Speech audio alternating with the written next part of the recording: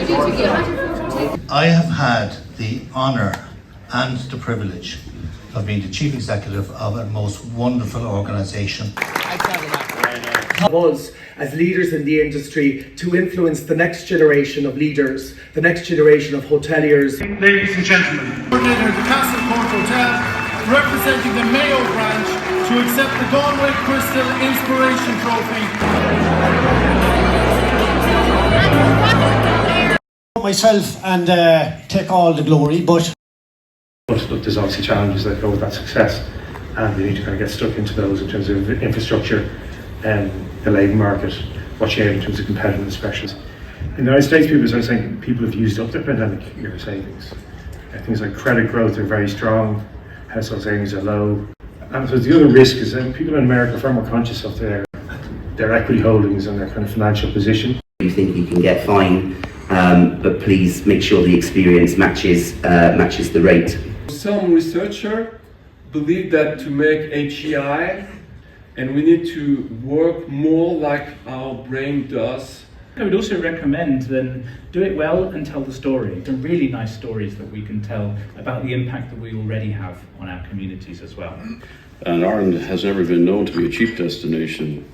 It would seem an absolute folly that we would allow a situation to exist where we have an airport cap. Great to see our new minister is very focused on that competitiveness and understanding that small and medium-sized business. I think the government just has to leave the industry alone for a while, being truthful, in terms of burdening people with costs. So value-added tourism can be people who spend a lot, they can become people who come off-season, so therefore the jobs are in the community longer. They could be people who travel around the regions, therefore adding money into communities, meaning restaurants stay open for a few weeks longer. Trying to lengthen the seasons. I mean, the idea that we have, very expensive capital costs, only working for 5 or 6 months of the year is not sustainable into the future. Expensive kitchens, accommodation, closed up for a number of months. Opportunity now for us to really start to address some of that input cost for businesses.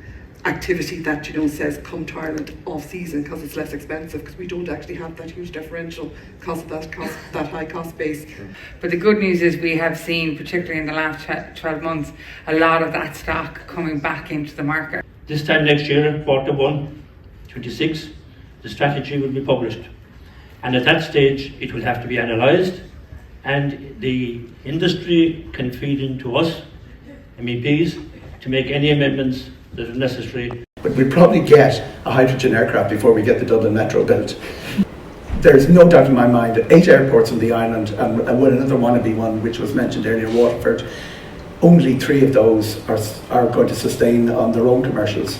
Dublin's not in competition with Shannon, no more than Frankfurt's in competition with Hamburg, or Heathrow's in competition with Leeds, Bradford or Bristol. Family would say if I put my mind to something I would be quite set. I hope also that my space flight, it's a commercial space flight, will open up the conversation for why space is important. As I close out, I hope you gained valuable insights during our conference, and not only from our many guest speakers but also from your colleagues. We're one of the few industries that are wonderful to share ideas with each other and see each other prosper and progress, and that's something unique about our industry that isn't found in many other industries.